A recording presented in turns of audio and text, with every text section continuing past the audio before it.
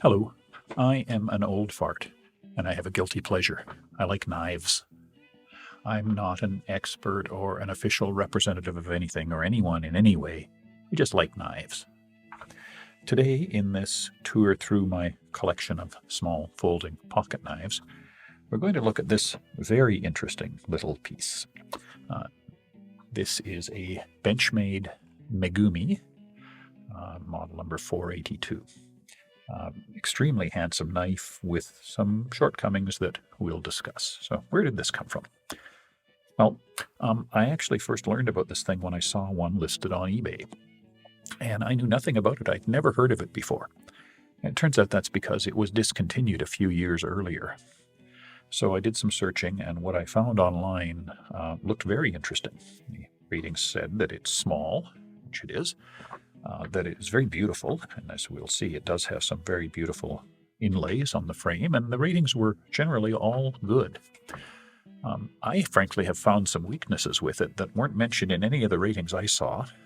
It's possible I just got a bad one, but I think not. I think that it's just so nice looking and clearly intended primarily to be pocket jewelry that a lot of the mechanical shortcomings are just forgiven. So anyway, it seemed really interesting. I took part in the eBay war, and I got it for a really good price. There wasn't the usual bidding war, and I think maybe because it's discontinued and a little bit too niche, it didn't attract the usual collection of people and drive the price up. So I got it for a good price. So that's how it came to be in the collection. Let's go through the description a bit. So formally, as I said, this is called a Megumi Benchmade. It's model number 482. And again, it's discontinued, so you're not going to find it on the Benchmade catalog or in new gear retailers. I got this one used. Now, this thing's primary features are its size and its body, so let's start with those. The body is very pretty. There's a steel underlay, but the main feature is those scales. The scales are a carbon fiber center and wood inlays on the, I guess the carbon fiber is the inlay, and wood outers, and the wood is cocobolo. Same on both sides. And a nice textured steel backspacer. So it is really beautiful to look at. The size is also quite notable because it is tiny. This one here, look at the size there. This would make a great fifth pocket knife. It fits quite nicely in that fifth pocket on my jeans. The blade is 2.5 inches long, which is small, but really the overall knife is tiny. Let's compare it to a few things. It's a mini griptilian. It's kind of become my standard comparator for small everyday carry pocket knives, and you can see it's much smaller than a mini griptilian. The other very common everyday pocket carry for a lot of people is the Swiss Army knife. So here's the standard. This is a Swiss Army knife Cadet. Again, it's much smaller than the Swiss Army knife Cadet. The small knife that I've reviewed already in my collection would be the Almar Hawk Titanium Small or Ultralight, and you can see it's even smaller than that. Finally, I mentioned this knife's been discontinued. I think you could argue that its sort of replacement in the Benchmade lineup is the Benchmade Valet. That's this. And again, it is much smaller than the Benchmade Valet. So this is a tiny, compact knife.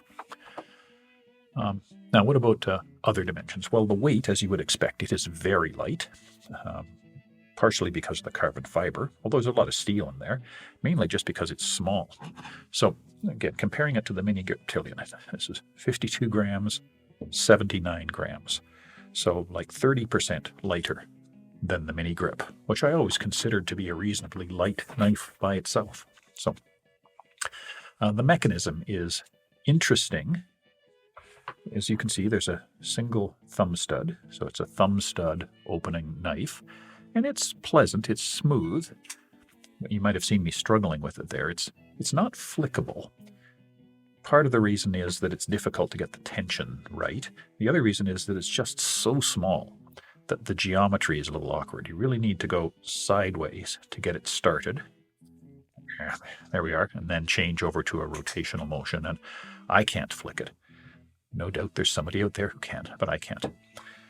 The other interesting thing about it is the closing mechanism. Benchmade calls this a knack lock. Knack is for Nakamura, the designer of this knife. And it is a push-button close. There's the button. You push on that button, and that unlocks the knife for closing. You look in here, you see it's essentially a liner lock. There's the liner.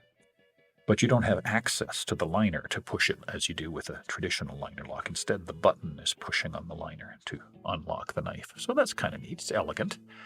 Now, there are some problems that come with that design.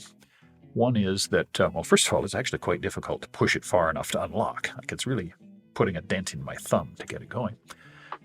Bigger problem. I don't know. Is this a problem? Anyway, an observation. I cannot figure out any way to close this thing one-handed. I can push that. Now what do? Start it moving with my finger. Okay, I guess that works. It's really awkward. And boy, am I in harm's way. So I always close this knife two-handed. Just one-handed is just really awkward.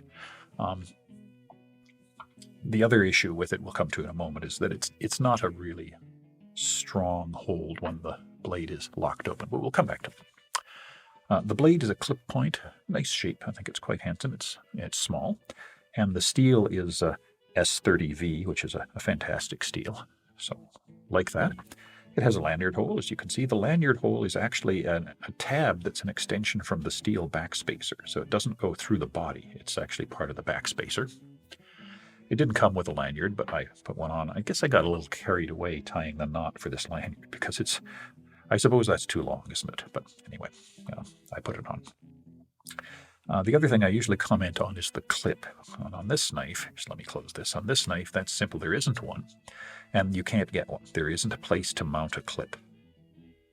So this is definitely an in-pocket knife, not an on-pocket knife.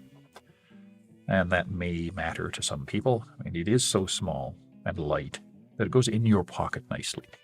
But it is unique in my collection, I think. No, that's not true. The Swiss Army knife has no clip either. So those two knives in my collection don't have clips. It's rare. The other comment that I usually check out is the knife ambidextrous? So, very much no. First of all, a one-sided stud, so right hand opening. Now, I do think the stud is reversible. It's a screw-in stud, and it looks to me like it should be possible to move it to this side. I'm not sure about the milled recesses and so on, but it would be worth trying. I bet you could move the stud to the other side. But the push button is certainly not reversible. If you went left-handed with this, I'm not sure how here, you'd have to push the close button with your finger. Now what are you going to close it with? So you'd be forced into a two-hand close. So, very much not an ambidextrous knife. If you're a lefty activist, that might matter quite a lot to you. So let's talk about some likes and dislikes. What do I like about this knife? Well, the appearance. I love the compactness, and it's clearly designed to be in your pocket. It's unobtrusive in the pocket. And when you bring it out of your pocket, the reaction is, my, that's handsome. The handsome scales, the carbon fiber with its patterns, the wood inlays. It is just a beautiful knife to look at.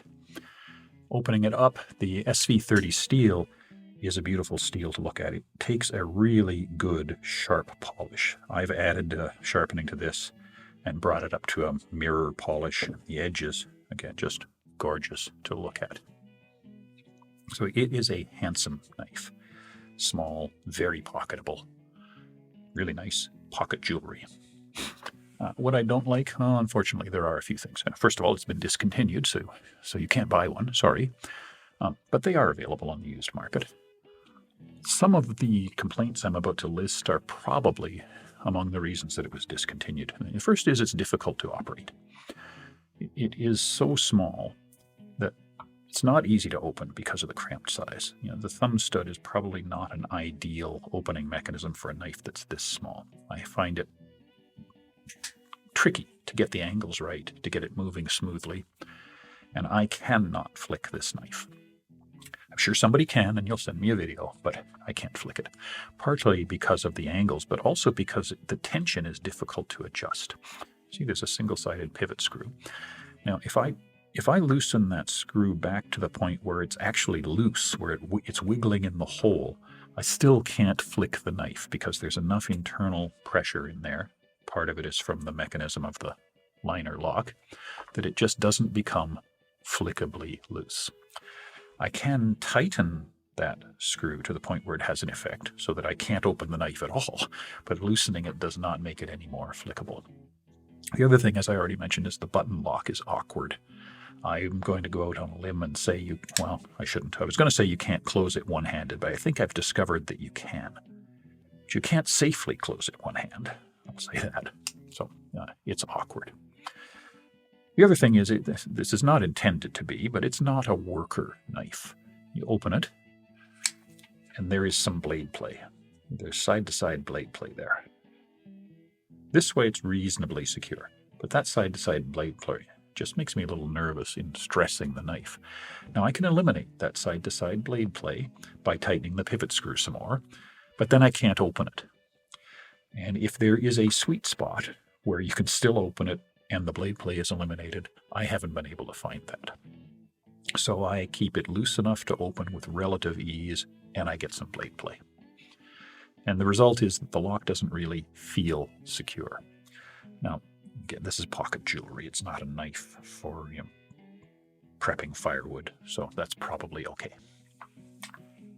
Let's run through my knife ratings. How about as an NTGK, non-threatening gentleman's knife? Well, boy, it's real design purpose, isn't it? For non-threatening, I usually look at the shape and the mechanism. So is the shape scary? No, it's small. It's too small to be scary. And it's elegant. Nice blade shape, elegant body shape, carbon fiber, exotic wood inlays. It isn't scary to look at. Is the mechanism scary? No. It opens slowly. I don't think you can open it fast. I can't. And you can open it two-handed, which I find is a real advantage in front of nervous people. And you must two-hand close it. So no, the mechanism is not scary. A+ for non-threatening. As a gentleman's knife, I'm going to give it an A. It's tiny and pocketable. That's very nice. It's very classy materials, which is very nice. For an A+, I'd like a pocket clip to be an option of some kind. So you have that option. Gentlemen don't go pocket fishing.